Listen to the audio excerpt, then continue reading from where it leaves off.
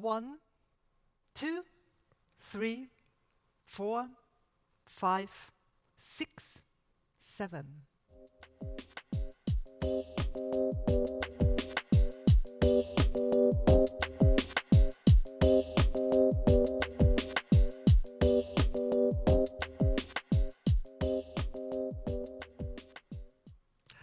During the last 7 seconds, something fascinating happened in this room. Something horrifying too.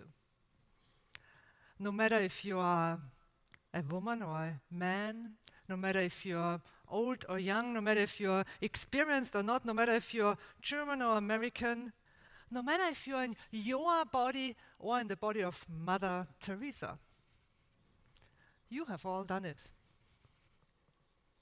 You have judged me.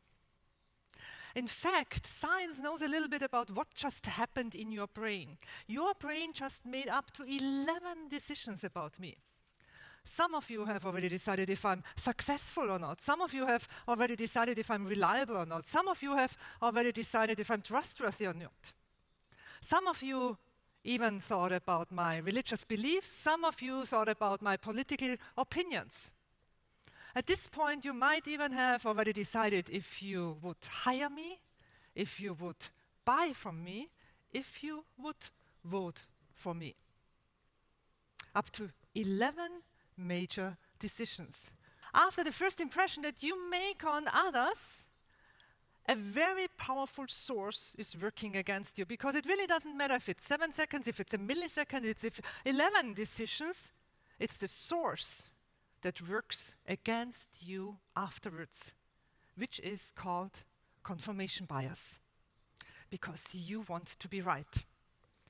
You want that things happen exactly the way you want them to happen. Because if they don't happen the way you want them to happen, you are actually disappointed. It's confirmation bias working against me. It's like that person you meet yesterday evening at the bar, and something about him or her really turned you off. There was something wrong about them. The next morning, you meet them in your audiences, in a meeting, and they turn out to be quite nice. Your brain makes you think there's something wrong with him. I can't trust him. He's tricking me. Instead of changing your initial opinion. And it's happening to you every single day, in average around 3,000 times. Your brain is taking you on a journey, and on that journey you ignore everything that goes against your initial opinion, because you want to see the things that you want to see. And on that way you ignore everything that speaks against it. You, on the other hand, knowing that this just happens and that it has nothing to do with the fact if you are a good human being or not a good human being, that our brain is doing it automatically, can use that source for your advantage. Because if you give people at the very beginning exactly what they want to see in you, confirmation bias will work for you. And keep in mind that when I present that topic, I always approach the topic from a business perspective.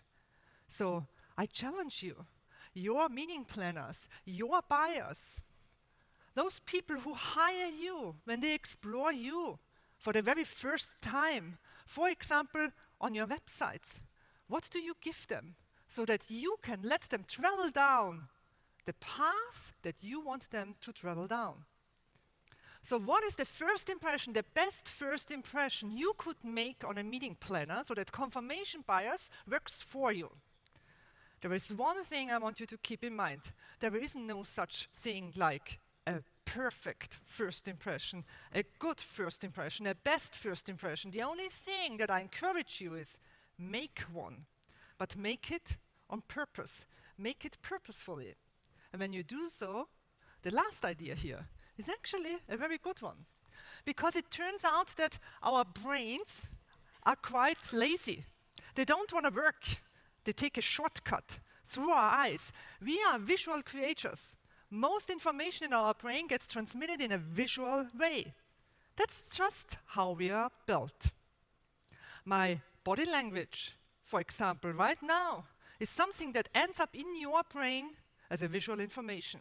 Sometimes when we have a meeting planner, a client on the phone, and we only know his or her voice, even then we think we know how that person could look like. It ends up in your brain as visual information. And unfortunately on this way, you do exactly what happened at the very beginning when I walked on this stage. You put me into a box. You stereotyped me, and the same happens to you.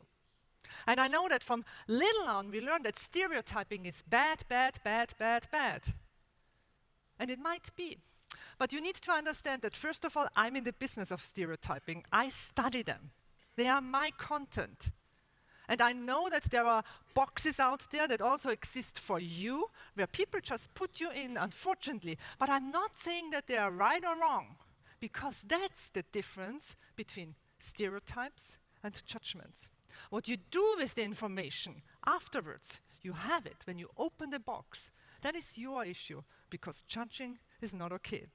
And what I encourage you is to accept that there are stereotypes, because those stereotypes don't exist because we made them up. Our brains work this way. They think in boxes. But it is important that afterwards, what you do with that information, that you don't turn it into a judgment. Because afterwards, confirmation bias will either work for you or possibly against you or to the person you did.